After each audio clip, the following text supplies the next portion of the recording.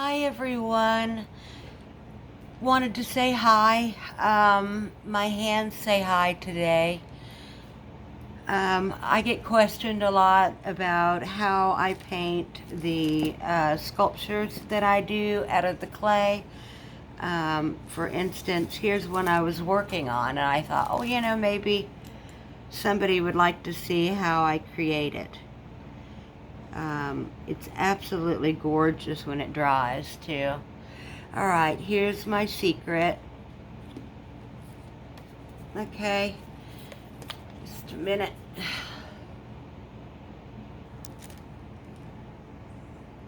Liquitex acrylic medium, pouring medium, gloss brilliant. Okay, that's what I use. You don't want to look at my fan up there. And as you can see down here, I've mixed colors with this pouring medium, a lot of pouring medium to just a little bit of paint. It does not take a lot of paint, it takes more of your pouring medium. I'm just putting some green in here because I think that it needs it. I'm feeling drawn that way. Okay, so there we go. You can see me. I just got a drop of it out of my watercolor palette thing, which by the way works just fine on porcelain air dry clay. I use Crayola. Okay, once I've got that mixed, I want more of the medium in there and less of the color, because that will all come out. But I'm going to go ahead and start here and let you at least see how I apply it. So I got 3 different colors going on. I had a message there, sorry guys. So what I do is I use a watercolor brush and then wash it out with soap and water and all that stuff, because otherwise you'll lose your brush. And these are expensive watercolor brushes, so any brush, just make sure you just clean it. That's all. Now what you're seeing me do is I'm just applying a color and just trying to let it flow down. I'm lucky because this has, when I dried it, I lifted up the butterfly's wing. So I'm just going to put a little bit down here just to help the flow happen.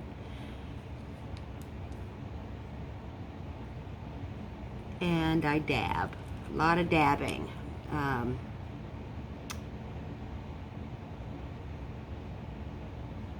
And I really can't see what I'm doing because I'm showing you, but I think it's probably working. Remember your sides, and then of course I'll have to do the back. But brushing like that doesn't work. Patting does. So let me finish up some of my sides here and take a look and see if we've got something we like, because you can add more colors. Now see, I think that's really pretty. And then I'm going to come in with puff paint in gold and outline these butterfly accents right here, okay? So I want to add a little bit up here. This is looking so pretty blue, but I want to put a little bit more color in there. And that's basically all you do. You just kind of get to feel whatever colors you're feeling. You don't mix muddy colors. Like Christmas colors don't go together, by the way. It would turn to mud, basically. So anyway, this little puppy is looking good. And I'm just adding here and there where the paint did not flow, where I want more of it to flow better. And I just dab it. Now see, that's neat. Now we got some real pouring going on. It's paint pouring, I guess you'd say, that you do on a canvas. you know, it dries so beautiful, like marbly and all that good stuff. It'll be really beautiful. All right, I'm trying to think, is there anything else? I didn't want to make it a long video for you. You may already know about everything here that I'm showing. For those that aren't, I thought I'd let you see a little bit. Okay, so we've got a nice marbling effect going on here. The paint went on really nice. I really like it. I think sometimes I'll come in and just do some dabs, or what do you call that? Little sprinkles? What do they call them? Sprinkle or something. I don't know. I just drop the paint around. I'd like to see what it wants to do, kind of thing. And if you're finding that it's not, you know, blending as nice as you want it to, you can take the pouring medium and throw it right on top of your project. And trying to see, yeah. And then you can, be stuck to a piece of paper. And then you can do this, see? And roll the paint around. Same thing you do if you were doing it on canvas, I guess, because that's what I do with well, now I know I nicked some paint there on my nail, but there. Okay, wonderful, beautiful, fabulous, and you just play and enjoy the colors. I love blending the colors. Isn't that fun? So I hope y'all give it a try. If you're doing any kind of work with clay, you can remember that you can use a pouring medium to get that beautiful gloss. And see, my fingers are kind of holding it up, so, and it's a dripping, so go ahead, let it drip, let it do its thing.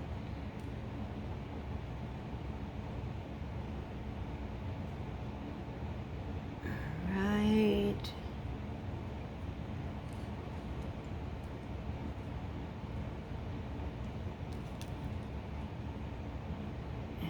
And again, wherever the paint pour didn't quite do its thing, see, it's still rolling. It's great. Just let it drip. You have your wax paper underneath, or whatever cloth that you use. And I can see I put my finger. Let's see if I can't get a little more organized. Be able to sit my baby down. Well, see, it still wants to run a little bit. And see, my finger got in the way. But I wanted to show you, so it's not really hard to fix. Just tap on some of that paint that you have where it didn't take, okay? There we go. Beautiful. Ta-da! Now it's going to dry a little different. You're going to see the white come through that I put in. In fact, I want to do a little bit here and there. Actually, I think I'll do a dab. A little dab will do it. Okay, that's enough. I think y'all get the gist of what I'm doing, right? This just comes out really pretty. And I'll maybe give you a, if it's done, I'll send out a picture so you can see it. But there you go. See, I love that white in there. Didn't that make it pretty? I mean, you can just build on it. You know, if you decide, oh, okay, well, I want a little different color. I want more white, or I want this or that. Just put it on. You can dab, or you can let it run. And at this point, I really don't want it to run because I've really got some cute little patterns going on. I'm really liking that. That's some white that got put there with no medium, so let me grab that, put that there. Alright, I keep saying I'm done, but as you see, it's so much fun. And I do have a lot of paint on my palette, as you'd call it. I'm just using wax paper. There you go. Nice strip there. Okay, I'm going to let it slide this way. And try to get my fingers out of the way.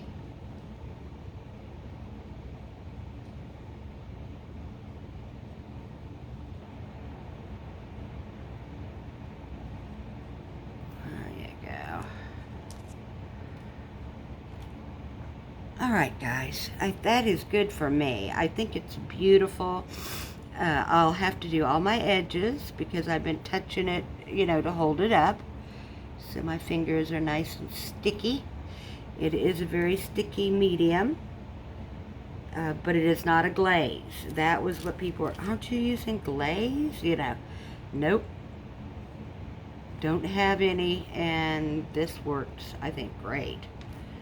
If I can stop messing with it. See, you can mess with it too much, too, because it'll dry, and then it's like, nah, don't want no more.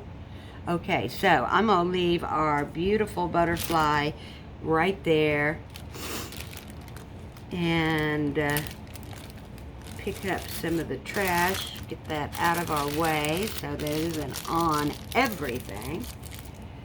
And a trash can right there. Okay, I hope you've enjoyed it. This is how I get the marble look. There you go. Get you an idea. This is a butterfly, duh, and made it out of the air dry clay, like I told you, and it's been drying now for, oh my goodness, I had this thing, this has been about a week of drying.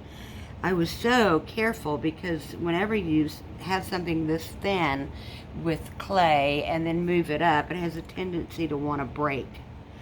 So, and I do have the pattern for the butterfly. By the way, it's all I did was cut out a butterfly shape out of my paper that I showed you, laid it on the clay, cut it out, and then I had something that lifted our edges up, and then I let it dry. Boom. And finally I'm back to give it a paint job. I hope you learned something new, and have a beautiful butterfly day. Bye for now.